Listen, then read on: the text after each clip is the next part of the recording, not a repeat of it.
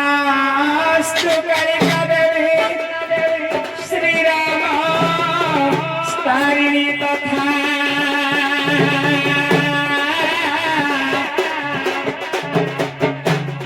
भार्गवं षोडशी विद्या ब्राह्मण भुवनेश्वरी मत्स्यस्थ गगनदेवी वराहच्छिन्नमस्तिका धूमावती कुर्मरूपी मातु सिंह भैरवी स्वयं बौद्ध रूपे महालक्ष्मी मातंगी कल्की रूपिणी एतादश महाविद्या अवतार हरे नरसौ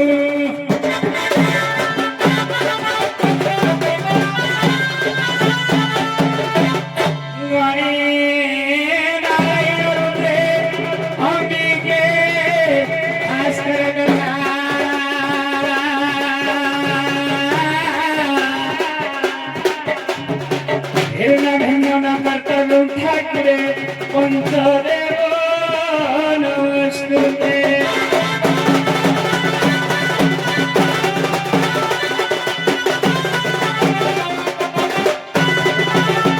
हे गजेन्द्र बदन हे महाभाग गणनारे पूजा पाउछ आग गरीब डाके मोहरी सराग गरीब बिहारी सुरन्तु बेग से गगरु शिखरे जग गगने स्वस्तिक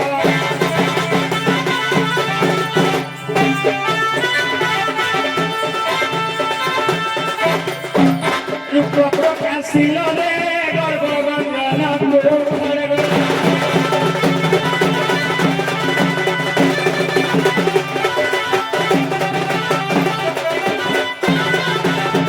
नारायण कुम करे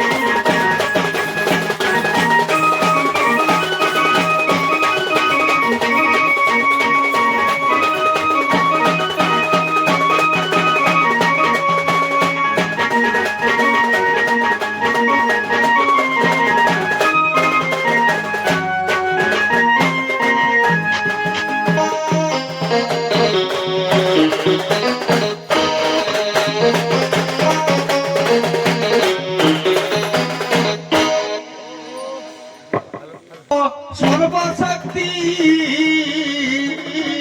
সর্বশে সমন্বিতে তাই নমা দেবী দুর্গে নমস্তুতে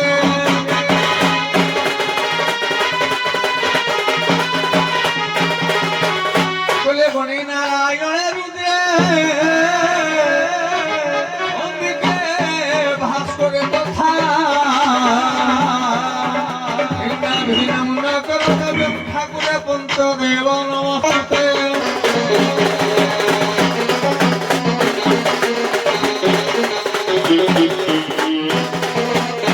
বামদেব কাম দর্প প্রভবা কাম প্রস্তাব খঙ্কিত শিবা রাধন্য ডম্বরু আদ্য সম্ভবা ব্যাসরূপাধীসুর সর্বদেবা ইয়ে বাণ রখ পঞ্চগ্রীবা বাণ রখ পঞ্চগ্রীবা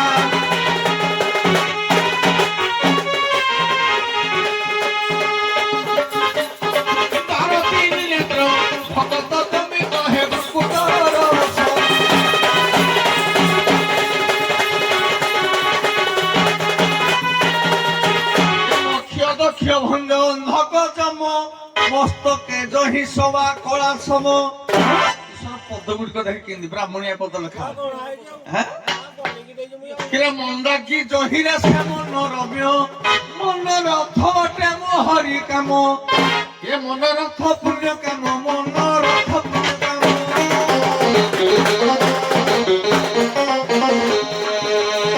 মহিমা যাহার অসূর্য দায়ী কাহে জান সর্বজীবী মন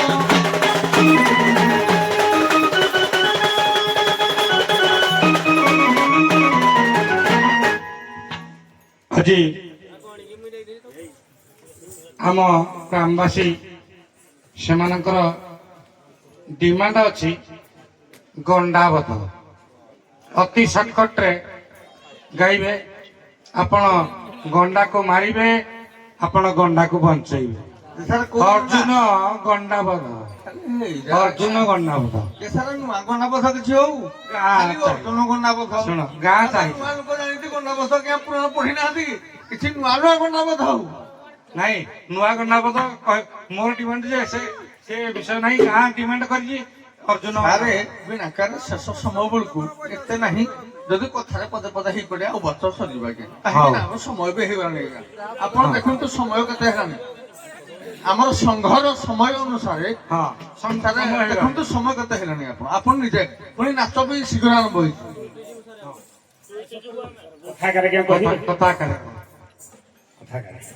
आज्ञा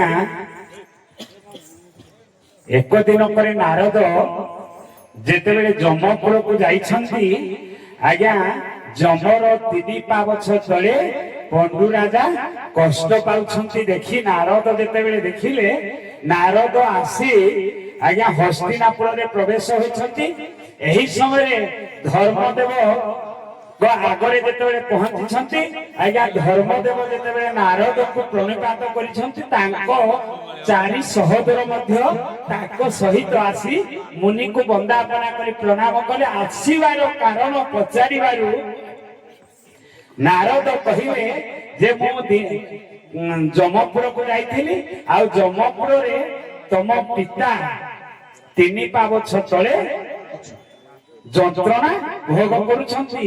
ତେଣୁ ଏମାନେ ଯେତେବେଳେ ପଚାରିଛନ୍ତି ଯେ ମୁକ୍ତି କିପରି ହେବ, ସେହି ସମୟରେ ଆଜ୍ଞା ନାରଦ କହିଲେ ଯଦି ତମେ ଗଣ୍ଡା ମାଂସ ମାରି ପିତୃ ଶ୍ରାଦ୍ଧ କରିବ ତାହେଲେ ତୁମ ପିତା ମୁକ୍ତି ପାଇବେ।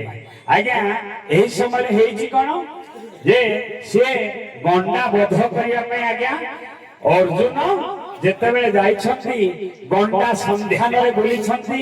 କାରଣ ଦୈବର ଯୁଗ ଦେଖ ଏକରେ ଆଜ୍ଞା ଗଣ୍ଡାଟି ଋଷି ରୋମାଞ୍ଚଙ୍କର ଋଷି ସେ ପାର୍ବତୀଙ୍କୁ ଦେଇଥିଲେ। ସେ ପାର୍ବତୀଙ୍କ ଗଣ୍ଡାକୁ ଚରାଉଥିଲା କିଏ ନା ନାଗାର୍ଜୁନ। ଆଜ୍ଞା ଦୈବ ଯୁଗେ ସେଦିନ ନାଗାର୍ଜୁନ କଣ କରିଛି ନା ଗଣ୍ଡାକୁ ମର୍ତ୍ତ୍ୟ ପୁରରେ ଛାଡି ଯାଇ ପାତାଳ ପୁରରେ ପହଞ୍ଚିଛନ୍ତି। ଏହି ସମୟରେ ଅର୍ଜୁନ ଆଜ୍ଞା ଗଣ୍ଡା ଖୋଜି ଖୋଜି ଯାଇ କାଶୀ ନଦୀ ତୀରରେ ଏକ ବୃକ୍ଷ ମୂଳରେ ବସିଛନ୍ତି। ଏହି ସମୟରେ ଆଜ୍ଞା ଗଣ୍ଡା ଯେତେବେଳେ ପାଣି ପାଇଁ ଆସିଛି ଏକରେ ଗଣ୍ଡାକୁ ଅର୍ଜୁନ ଶରବିଦ୍ଧ କରିଛନ୍ତି।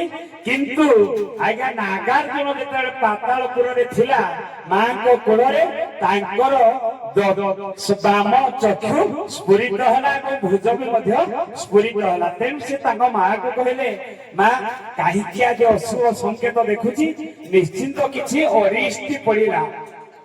ତେଣୁ ଆଜ୍ଞା ସେ ମାଙ୍କ ପାଖରୁ ଯେତେବେଳେ ମେଲାଣି ପାଇ ଆସିଛନ୍ତି ଆଜ୍ଞା ମର୍ତ୍ତ୍ୟରେ ପ୍ରବେଶ ହୋଇଛନ୍ତି ପାତାଳରୁ ଆସି ଯେତେବେଳେ ମର୍ତ୍ତ୍ୟରେ ପ୍ରବେଶ ହୋଇଛନ୍ତି ଏହି ସମୟରେ ଅର୍ଜୁନ ସିନା ଗଣ୍ଡାଟାକୁ ବଧ କରିଦେଲେ ଆଜ୍ଞା ଗଣ୍ଡା ଦେହରେ ନାନାଦି ପ୍ରକାର ଅଳଙ୍କାରରେ ପରିପୂର୍ଣ୍ଣ। ଅର୍ଜୁନ କହିଲେ ଗଣ୍ଡା ମାଂସ ଦେଲେ ସିନା ମୋ ପିତୃପୁରୁଷ ଉଦ୍ଧାର ପାଇବେ, କିନ୍ତୁ କାହାର ରତ୍ନ ଚୋରି କରିବା ମୋ ଦ୍ୱାରା ହୋଇପାରିବ ନାହିଁ। ତେଣୁ ଅର୍ଜୁନ କଣ କରିଛନ୍ତି ଆଜ୍ଞା କିଛି ଡାଳ ପତ୍ର ଭାଙ୍ଗି ସେ ଗଣ୍ଡାକୁ ଘୋଡାଇ ଦେଇଛନ୍ତି। ଏକରେ ଆଜ୍ଞା ନାଗାର୍ଜୁନ କଣ କରିଛି ନାଗାର୍ଜୁନ ବି ଗଣ୍ଡା ଖୋଜି ଖୋଜି ଆସିଛନ୍ତି। ଯେତେବେଳେ ଦେଖିଲେ ଗଣ୍ଡାଟି ବଧ ହୋଇଛି ଆଜ୍ଞା ଏଠି ତ ତାଙ୍କ ଦୁଇ ଜଣ ଯାକର ବି ମଧ୍ୟ ଯୁଦ୍ଧ ହୋଇଛି। ତେଣୁ କଥା ଆକାର ବି ସଟ ସଟ ଆଜ୍ଞା ଯେତେବେଳେ ପିତା ପୁତ୍ର ଯୁଦ୍ଧ ହେଇଛି ତେଣୁ ତାକୁ ଦିଆଯାଏ ଯେ ଅର୍ଜୁନକୁ ବଧ କରିଛନ୍ତି କିଏ ନାଗାର୍ଜୁନ। ବଧ କଲା ପରେ ମଧ୍ୟ ସେ କହିଲେ କାହିଁକି ନା ଇଏ ଗଣ୍ଡାକୁ କିଏ ବଧ କରିଛି ନା ପିତା ପୁତ୍ର ଯୁଦ୍ଧ ହେଇଛି। ସେଟା ଅର୍ଜୁନ ହାରି ଯାଇଛି ଗୋଟିଏ ପ୍ରକାର, ଗୋଟିଏ ମୁଣ୍ଡ ଗଡିଛି, ମୁଣ୍ଡ ଗଡି ଗଡିକି ଯାଇକି ପଡିଛି ସମୁଦ୍ରରେ, ତାକୁ କୁମ୍ଭୀର ଗଡିଛି, ତାକୁ ଇଏ ଦୁନିଆ କଥା ତେଣୁ ହାଡକୁ ଯାଉନି। ତେଣୁ ପ୍ରକୃତରେ ସେଇଠୁ ଆସେ ଯେ ଗଣ୍ଡାକୁ କିଏ ବଞ୍ଚେଇବ କିଏ ନା ପାର୍ବତୀ ଏବଂ ଶିବ ପାର୍ବତୀ ଆସି ତାଙ୍କର ଆକ୍ୱାଜନରେ ଏବଂ ସେ କହିଲା ଯେ ପ୍ରକୃତରେ ଗଣ୍ଡାଟା ମାରିଛି କିଏ ନା ଇଏ ମାରିଛି ନା କହିଲେ ହଉ ପ୍ରଭୁ ମୁଁ ତ ଆଉ ନଥିଲି ଆଉ ତେଣୁ ମୋ ପରିବେଶ ନ ଫୁକିଆ ସମୟରେ ଅମକ ଲୋକ ବଧ କରିଛି କିଏ ଅର୍ଜୁନ।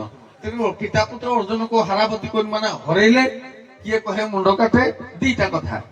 ତେଣୁ ତେଣୁ ଆଜ୍ଞା ଉପର ପକ୍ଷରେ ତେଣୁ ଶିବ ପାର୍ବତୀ ଆସିବା ଦ୍ୱାରା ତେଣୁ ଆଜି ଗଣ୍ଡା ଆଜ୍ଞା ମରି ନଥିଲା, ପ୍ରକୃତରେ ଗଣ୍ଡାଟା ପଡିଥିଲା କିନ୍ତୁ ମାନେ ଅକ୍ଷୁଣ୍ଣ ହେଇକି ସେ ଗଣ୍ଡାର ଯୋଉ ଶରବିଧ ଲାଗିଥିଲା ସେ ଶରବିଧରେ ଯୋଉ ମାଂସଟିକୁ ଆସେ ଆଜ୍ଞା ସେଇତିକ ଦିଆଗଲା ପଣ୍ଡକୁ ପଦାର୍ପଣ କରାଗଲା। ଆଚ୍ଛା ଯାହା ଅନ୍ତିମ ସମୟ ସଂଘର ନିଷ୍ପତ୍ତି ସକାଳ 6ଟାରୁ 6:30ରେ ଭାଙ୍ଗିବା କଥା। ଏ ଗାଁ ଆମର ସ୍ୱର୍ଣ୍ଣପ୍ରସୁ ମାଣପୁର ସାହି ଶାବଳ ଭଙ୍ଗାର ଇଏ ହଉଛି ସ୍ୱର୍ଣ୍ଣପ୍ରସୁ ଗ୍ରାମ। ତେଣୁ ବେଶ ମନେ ନେଇକିରି ସେତିକି କହିବାକୁ ଯାଉଛି। ଖୁବ ଉତ୍ତମ ଭାବରେ ଆପଣ ପରିବେଷଣ କରିଛନ୍ତି ବୋଲି ମୋର ଆଶା ବିଶ୍ୱାସ। ଆପଣଙ୍କର ମତାମତ କିଛି ଦିଅନ୍ତୁ। ଆଜି କାଲିଠୁ ଆସିଲେ ଏ ଗାଁ ଆପଣଙ୍କୁ କେତେ ଆତିଥ୍ୟ କେମିତି ପ୍ରଦାନ କରିଛନ୍ତି, ଏ ଦର୍ଶକ କେତେ ହଇରାଣ କରିଛନ୍ତି, ଦୁଇ ଚାରି ପଦ କୁହନ୍ତୁ। ଆଜ୍ଞା ହୁଏତ କାଲି ଆମେ ଏଇ ଗ୍ରାମରେ ପହଞ୍ଚିଲା ବେଳକୁ ପ୍ରାୟ 11:30 ବା 12 ସୁଦ୍ଧା ଏଇ ଗ୍ରାମରେ ପହଞ୍ଚିଛୁ। ଆଉ ଯେଉଁଭଳି ଭାବରେ ଅତିଥି ସତ୍କାର କରିବା କଥା ଖାଦ୍ୟ ପେୟ ଠାରୁ ଆମର ସୁବ୍ୟବସ୍ଥା କରି ଆଜ୍ଞା ସଠିକ ରୂପରେ ତାଙ୍କ କାର୍ଯ୍ୟରେ କୌଣସି ତ୍ରୁଟି ହିଁ ଆମେ ଦେଖି ନାହୁଁ। ଆଉ ହୁଏତ ବି ଗୁଡେ ସ୍ଥାନରେ ଆଜ୍ଞା ନୃତ୍ୟ ପରିବେଷଣ ବେଳେ ବାରମ୍ବାର ବାଧା ବିଘ୍ନ ସୃଷ୍ଟି ହୁଏ। କାହିଁ ମୁଁ ବି ମଧ୍ୟ ସେ କଥାକୁ ଏ ସ୍ଥାନରେ ଅନୁଭବ କରିନାହିଁ। ଆଉ ସୁଚାରୁ ରୂପରେ ଆମେ ନୃତ୍ୟ ପରିବେଷଣ କରିଛୁ। ହୁଏତ କେତେ ଦୂର ଭଲ କରିଛୁ, କେତେ ଦୂର ମନ୍ଦ କରିଛୁ ଆଜ୍ଞା, ଯଦି ଆମେ ଛୋଟକୁ ସ୍ୱାଦ ପଚାରିବା ସିଏ ଆଜ୍ଞା ସ୍ୱାଦ କଥା କିଛି କହିପାରିବନି। କାରଣ ତେଣୁ ଗ୍ରାମବାସୀ ମାନେ ବହୁତ ଶାନ୍ତି ଶୃଙ୍ଖଳା ସହିତ ଆମକୁ ସୁବ୍ୟବସ୍ଥା କରି ସୁଚାରୁ ରୂପରେ ନୃତ୍ୟକୁ କରି ମାନେ ସେମାନେ ଉପଭୋଗ କରିଥିବା ହେତୁ ଏ ଗ୍ରାମବାସୀ ମାନଙ୍କୁ ଆଜ୍ଞା ମୋ ତରଫରୁ ଅଶେଷ ଅଶେଷ ଧନ୍ୟବାଦ ଜ୍ଞାପନ କରୁଛି। ଆପଣଙ୍କର ମତାମତ? ପିଲାମାନେ ବସିଥିଲେ ଭାରି ସକାଳେ, କିନ୍ତୁ ମୁଁ ଆସିଲି ରାତିରେ ବହୁତ ଭଲ ହେଲା। କାହିଁକି ଭଲ ହେଲା କହୁନାହାନ୍ତି ଆଜ୍ଞା? ମୁଁ ରାତିରେ ଆସିଲି, କିନ୍ତୁ ରାତିରେ ଆଜ୍ଞା ଶାବଳ ଭଙ୍ଗା ଠାରୁ ମୁଁ ଏ ଗାଁକୁ ପହଞ୍ଚିବା ପର୍ଯ୍ୟନ୍ତ ଯାହା ହଉ ପିଲାମାନଙ୍କର ସୁରକ୍ଷା ଥିଲା ପ୍ରଥମରେ। ଏତେ ଅତି ସୁନ୍ଦର ସାର୍ ଆସିବେ ମୁଁ କହିଥିଲି, ଯାହା ହଉ ପିଲାମାନେ ଯାଇକିରି ମତେ ଯୋଗେଇ ଆଣିଲେ। ଆଉ ଶାବଳ ଭଙ୍ଗାରେ ଆଉ ଜାରପଟା ବାଳପଟା ସହିତ କାଟିକିରି ଆଇଛି। ତେଣୁ ଆଜ୍ଞା ଯାହା ହଉ ମୋର କହିବାର ଉଦ୍ଦେଶ୍ୟ ଅତି ସୁନ୍ଦର। ମୁଁ ମାନପୁର ଗ୍ରାମଟା ଆଜ୍ଞା ଆସିଥିଲି, ମୁଁ ଆସିଥିଲି ଦେଖିଛି ଗାଁ, କିନ୍ତୁ ଆଜି ପ୍ରଥମ ଥର ପଦାର୍ପଣ କରୁଛି ଏ ଜାଗାରେ। ଅତି ସୁନ୍ଦର ସୁଶୋଭିତ, ଲୋକମାନଙ୍କର ସୁପରିଚିତ, ଅତି ଆନନ୍ଦଦାୟକ। ଖାଦ୍ୟ କଥା ତ କହିବିନି, ତଥାପି ଚୁଲି ମୁଣ୍ଡାଏ ଦିଗୁଡା କିଣିଦେଲି। ଭାତ ଟିକେ ଟାଣ ଟାଣ ହେଇଥିଲା, କ୍ଷୀରି ହେଇଥିଲା, ଗ୍ଲାସରେ ଦେଇଥିଲା, ଡାଲି ହେଇଥିଲା, ହାପୁର ଦେଲି, ଖଟା ଟିକେ ହେଲା, ଚାପି ଦେଲି, ଏତିକି ପାଇଛି ଆଉ। ତେଣୁ ଭଗବାନ ଐଶ୍ୱରିକ ଶକ୍ତି ଏ ଗ୍ରାମକୁ ଦେଇ ମାନେ ଦୀର୍ଘଜୀବୀ କରନ୍ତୁ, ଏହି ପଣ୍ଡାଲକୁ ଦୀର୍ଘଜୀବୀ କରନ୍ତୁ ଏବଂ ସର୍ବସିଂହ କାଳେ ମଙ୍ଗଳ ବିସ୍ତାର କରନ୍ତୁ। ବୋଲ ଆନନ୍ଦ କାର।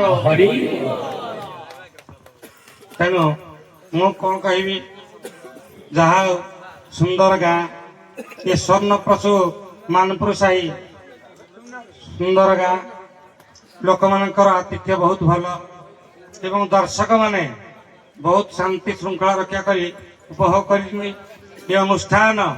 ଦୀର୍ଘଜୀବୀ ଆଉ ବୋଲ ଆନନ୍ଦ କବା ହରି ବୋଲ। ଏହିପରି ଲୀଳା ଲାଗିଥାଉ ବୋଲ ଆନନ୍ଦ କବା ହରି ବୋଲ। ଆହୁରି ଏକବା ହରି ବୋଲ। ନାଇଁ ଟିକେ ଆଜ୍ଞା ଗୁଡା ଫୁଟେ ଦେବେ, ସେ ପହଞ୍ଚିବେ। ଆପଣ ବିଦାୟ ନିଅନ୍ତୁ, ଆପଣ ବିଦାୟ ନିଅନ୍ତୁ। ଦୁଇ ପାର୍ଟିରେ ମ୍ୟାନେଜର ଆସନ୍ତୁ। ନୀଳମଣି ସାହୁ ବର୍ତ୍ତମାନ ବେଷ୍ଟ ପାର୍ବତୀ ରୋଲରେ ଅଭିନୟ କରିଛନ୍ତି। ଆଜି ଜୋରା ଗାଡିଆ ନାଇଁ ନାଇଁ ବ୍ରଜନାଥପୁର ବେଷ୍ଟ ପାର୍ବତୀ ବେଷ୍ଟ ଏବଂ ବେଷ୍ଟ ଶିବ